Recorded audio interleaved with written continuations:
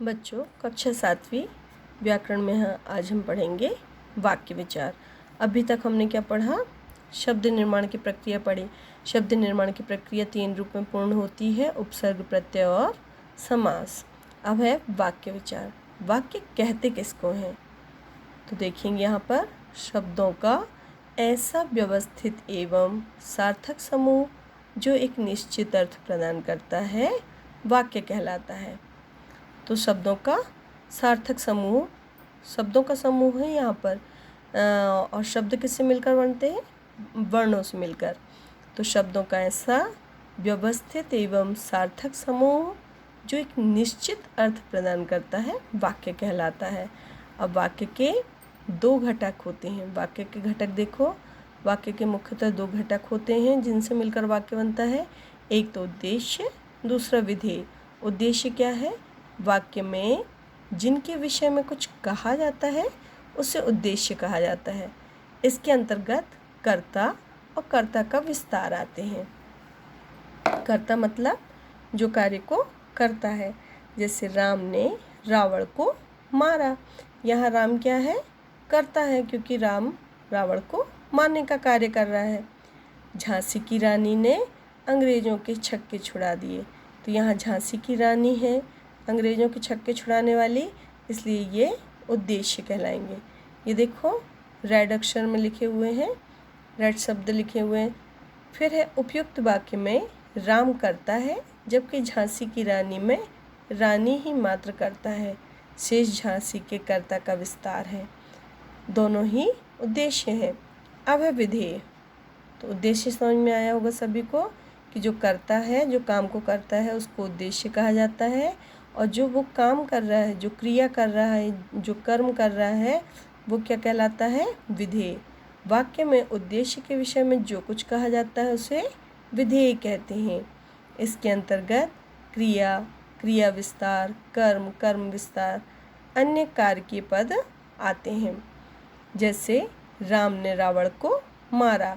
तो राम तो यहाँ पर उद्देश्य है, लेकिन विधेय क्या है? रावण को मारा।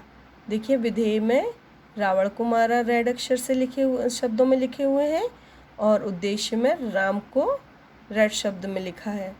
तो झांसी की रानी ने अंग्रेज़ों के छक्के छुड़ा दिए।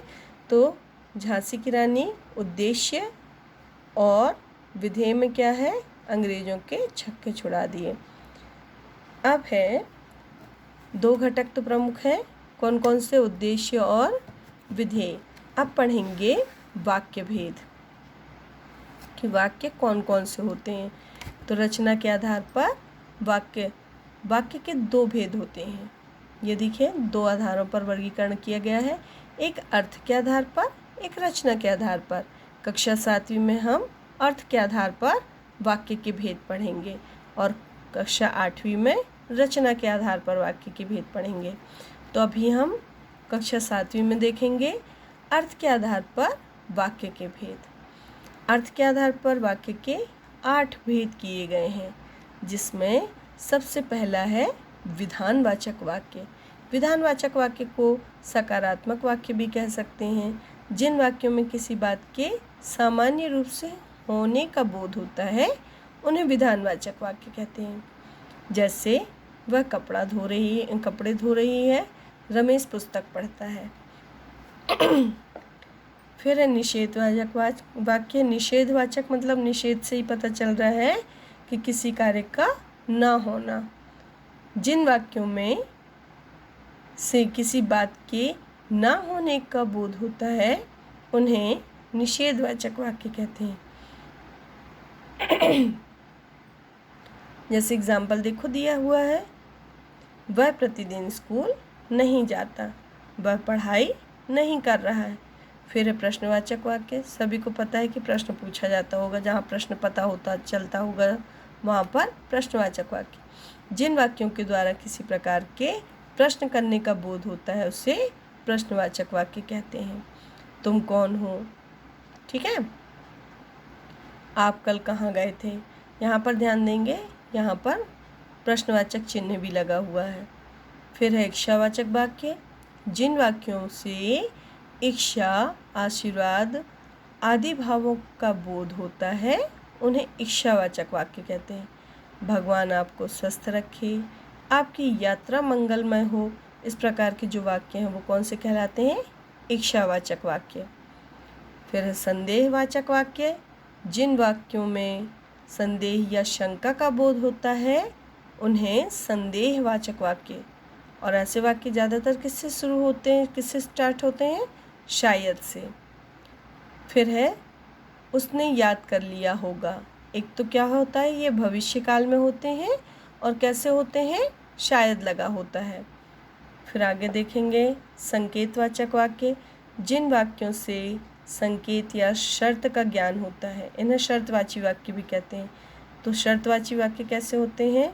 जैसे यदि तुम पढ़ते तो आज यह नौबत नहीं आती, मेहनत करोगे तो पास हो जाओगे। तो यहाँ देखो तो लिखा हुआ है, यहाँ पर मतलब एक वाक्य दूसरे वाक्य पर निर्भर है, डिपेंड करता है। यदि तुम पढ़ते तो पास हो जाते, यदि तुम पढ़ते तो यह नौबत नहीं आती। फिर है आज्ञावाचक वाक्य। जिन वाक्यों से आज्ञा, अनुमति, आदेश या अनुरोध का बोध हो उसे आज्ञावाचक वाक्य कहते हैं। एक गिलास पानी ले आओ, अब आप अंदर आ सकते हैं। एक गिलास पानी ले आओ ये भी आदेश है और अब अंदर आ सकते हैं, तो ये आज्ञा है। इस प्रकार फिर है लास्ट नंबर का 8वें नंबर का वाक्य देखेंगे विस्मयादिबोधक। विस्मयादिबोधक वाक्य में देखेंगे जिन वाक्यों में विस्मय, हर्ष, दुख, घृणा, तिरस्कार, शोक आदि का भाव प्रकट हो उन्हें विस्मयवाचक वाक्य कहते हैं। इसमें देखेंगे एक्सक्लेमेशन मार्क, जो विस्मयादिबोधक चिन्ह है वो लगे हुए होंगे।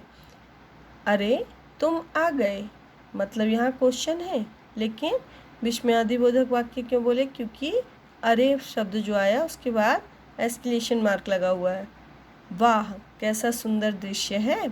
तो इस प्रकार अर्थ के आधार पर वाक्य के कितने भेद? 8 भेद। तो सबसे पहले तो हमने वाक्य पढ़ा कि वाक्य किसे कहते हैं? शब्दों का ऐसा व्यवस्थित एवं सार्थक समूह जो किसी निश्चित अर्थ को प्रकट करता है उसे वाक्य कहते हैं। वाक्य के प्रमुख 2 घटक पढ़े। कौन कौन से 2 घटक? उद्देश्य, विधेय। उद्देश्य जो कर्ता के विषय में कुछ कहा जाए और विधेय जो कर्ता का विस्तार होता है। फिर इसके बाद है वाक्य के भेद। वाक्य को कितने भागों में बांटा गया है? वाक्य को 2 भागों में बांटा गया है, अर्थ के आधार पर वाक्य के भेद और रचना के आधार पर वाक्य के भेद। अर्थ के आधार पर कितने भेद हैं? 8, जिसमें विधानवाचक, निषेधवाचक, प्रश्नवाचक, इच्छावाचक, संदेहवाचक, संकेतवाचक, आज्ञावाचक और विस्मयवाचक, ये 8 हमने भेद पढ़े और 8 को समझ लिया है। इसके बाद PDF भेजा जाएगा, तो उसके आधार पर आप इसके नोट्स तैयार कर लेंगे। धन्यवाद।